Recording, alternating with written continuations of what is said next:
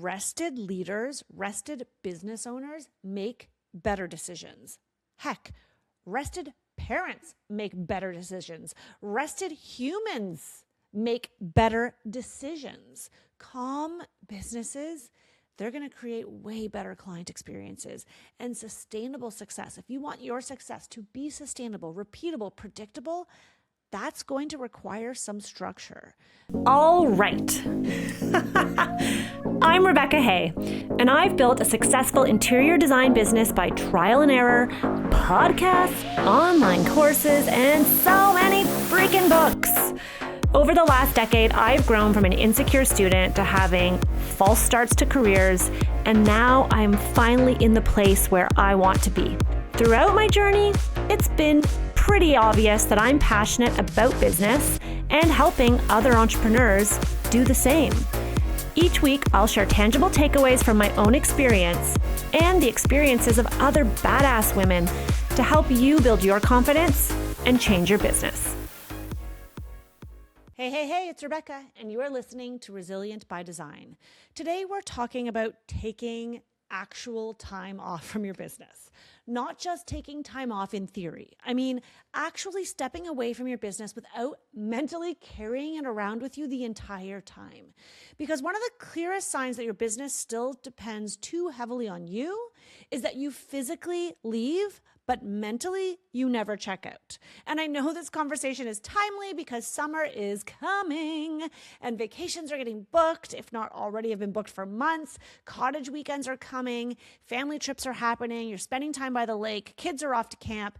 And yet, for so many interior designers, time off, I'm using air quotes here, still looks like checking emails over coffee, responding to client texts from the dock, bringing the laptop just in case, or spending the entire vacation with one eye on your inbox. You're technically away, but your nervous system never actually leaves the business. And I say this with so much love because I've absolutely been that person.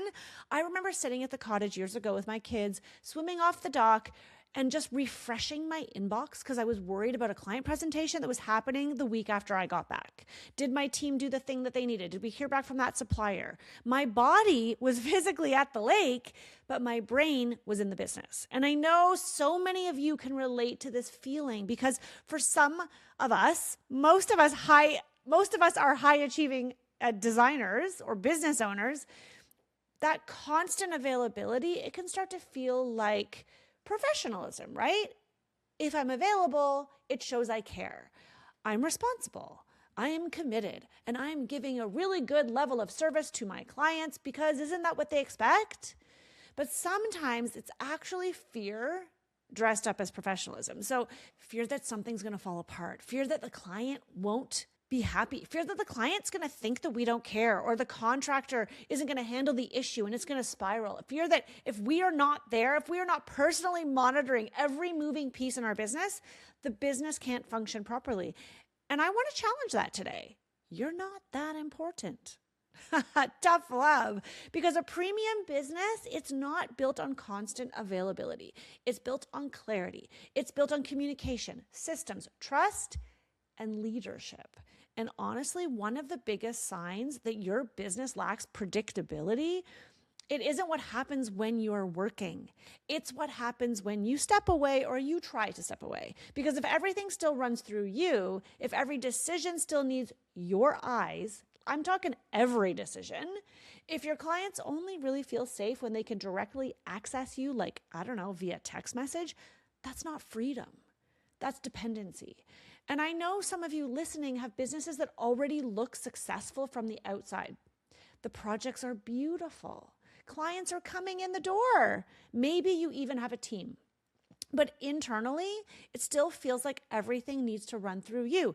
You are the bottleneck. You have become the emotional and the operational safety net for the entire business. And that gets so freaking exhausting because you did not build this business so that you could feel guilty every time you wanted a weekend off. I mean, heck, the same thing could be said for parenting. We didn't have kids so that we would feel guilty if we went to the theater with our girlfriends. You didn't work this hard just to create a job that you can never mentally leave. You're building a life The point of being an entrepreneur is to have freedom. And so we're building that freedom into your life. It's not just a business. And the business should support your lifestyle, your chosen lifestyle, not swallow it up whole. Okay, so today I want to walk through the 3 ways that I see interior designers unintentionally punishing themselves around vacation or taking time off. And I'm going to share what you can do instead, because this is not going to be some fluffy self-care perspective, although you guys know I am a little bit woo-woo. But this is from a mature business ownership perspective, because rested leaders, rested business owners make better decisions. Heck, rested parents make better decisions. Rested humans make better decisions. Calm businesses, they're going to create way better client experiences and sustainable success. If you want your success to be sustainable, repeatable, predictable, that's going to require some structure. So I'm going to share it with you. Let's dive in. Number 1, you punish yourself before vacation by cramming your calendar. Guys, this one is very close to my heart. This is so common. The minute designers decide they're taking 5 days off, like a week, suddenly they try to become 3 versions of themselves the 2 weeks before leaving. Raise your hand if you're guilty of this one. My hands are in the air.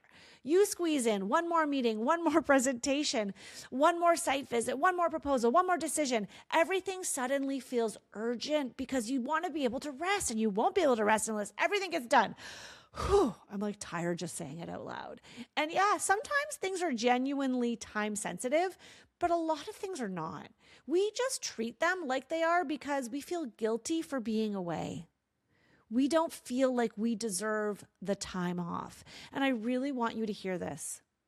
You do not need to earn your vacation by exhausting yourself. You do not need to earn your vacation by exhausting yourself first. That is not preparation. That is panic wearing a blazer. Isn't that a cute? I like that expression. And honestly, this is one of the biggest signs that your business is still operating reactively instead of predictably, because predictable businesses understand that not everything needs immediate access to you. And I see this all the time with the designers that I teach. They're technically taking vacation, but the 2 weeks before are so chaotic that by the time they leave, they're already depleted. They're burning out. Or they're packing at midnight, sending emails from the airport, just getting one last email out. They're trying to tie up every loose end and tie it in a perfect bow. But your business, it's not a gift. There will always be loose ends. There will always be another email. Newsflash, there's never going to be a time when there is nothing left for you to do. I know, we don't want to hear that. I also still don't want to hear that.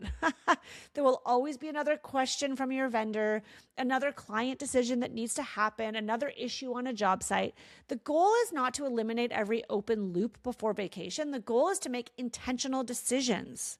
Decisions about what truly needs your attention now and what can wait.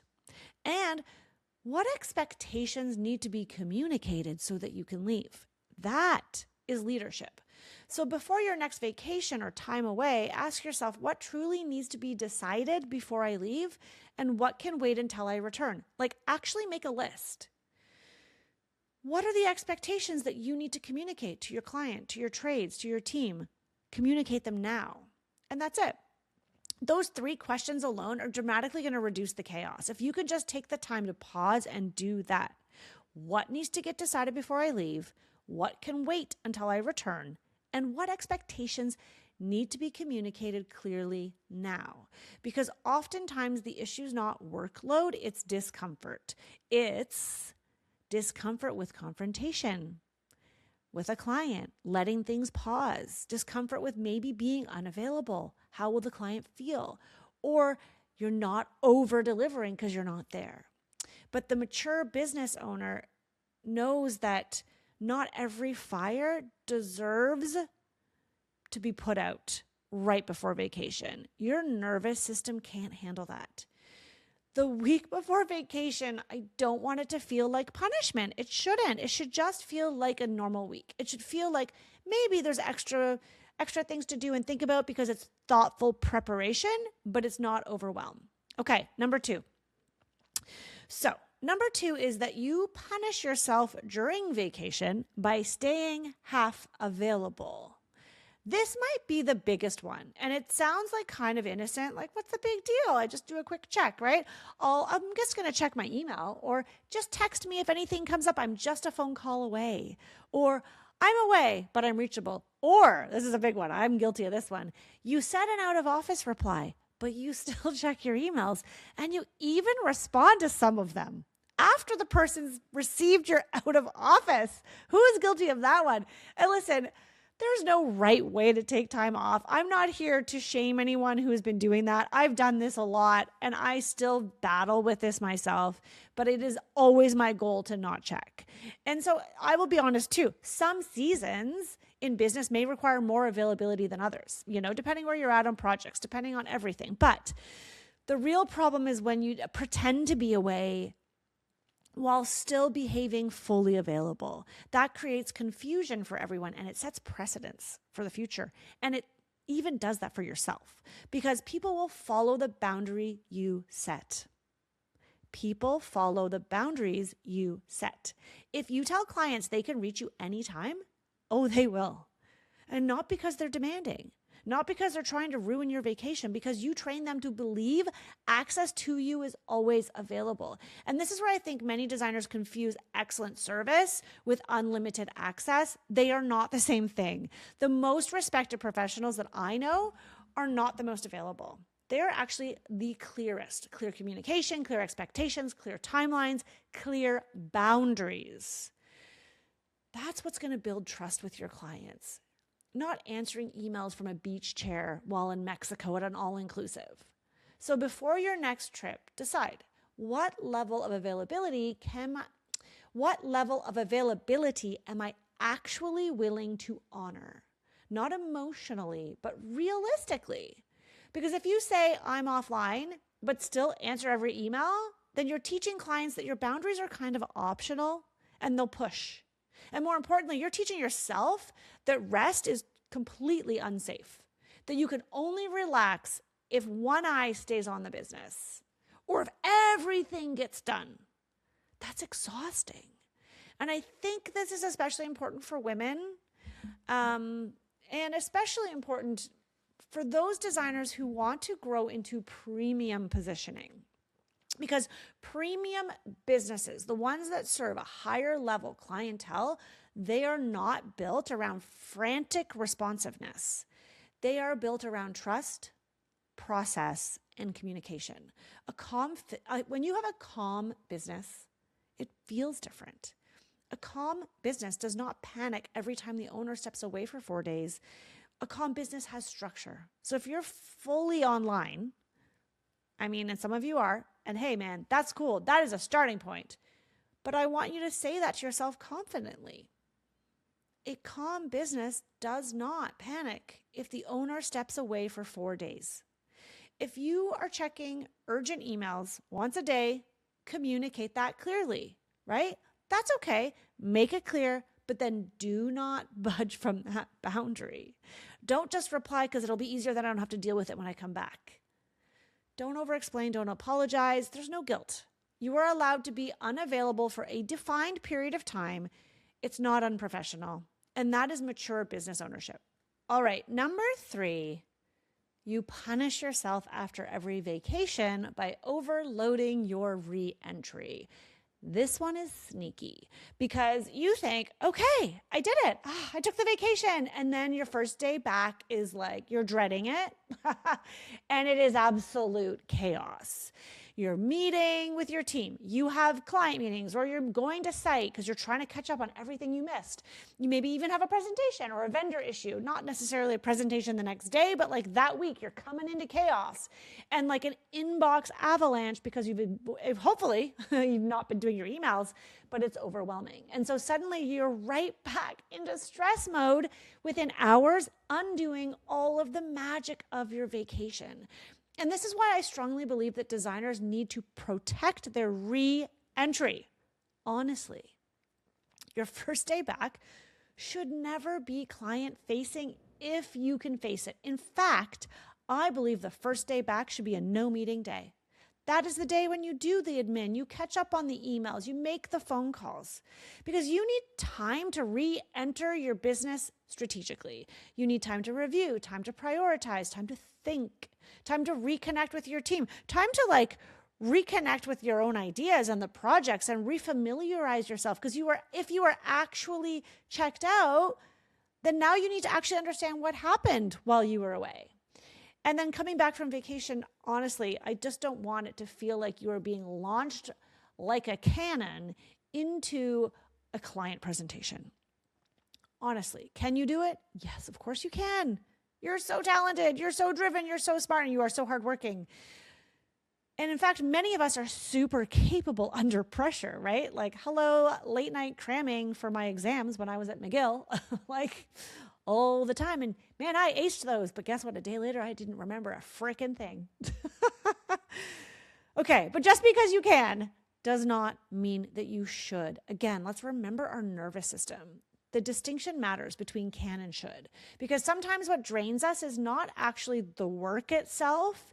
It's the lack of margin that you have around the work. So it's like, what I mean by margin is like space. Like there's no transition time or thinking time or recovery time. There's literally no time to breathe. And as I'm reading this so quickly, I feel like I just need to pause, take a breath. Everything is stacked back to back to back. That is not sustainable leadership. That is chaos masked as busy. So, to protect your re-entry into society, the first day back maybe looks like an internal catch-up day, like I just mentioned. Or maybe you even just work from home and you don't go into the office. Maybe all you are doing is you're in your inbox and you're just going through priorities. It could also be a time to meet with your team and realign with what's happening. Whatever supports your brain getting fully back online before you're expected to perform again. I've even seen people do this. They come back a few days before the weekend, or they come back right before the weekend. They take Sunday afternoon to kind of recalibrate. And again, it's all going to come back to building structure in your business and being intentional with how you use your time, because your clients will benefit more from a grounded, thoughtful designer who takes time off than an overwhelmed one who is pretending to have it all together. When your business is predictable with structure, it creates space for those transitions. If you have a reactive business, you will be thrown every time right back into the chaos. And I know some of you might be thinking, okay, Rebecca, my business just isn't there yet. I don't have a team yet. I hear you. Maybe you're solo. Maybe construction is super active. Maybe your projects are really high touch right now. This is not about perfection, ever. It's progress over perfection. It's about awareness, because there is a huge difference between a true project emergency and a business that has simply never learned to function without constant access to you. And that distinction matters. And honestly, many designers don't realize how much of their availability, many designers don't realize how much of being available has kind of become like an emotional habit, because you're checking in because you're anxious, right?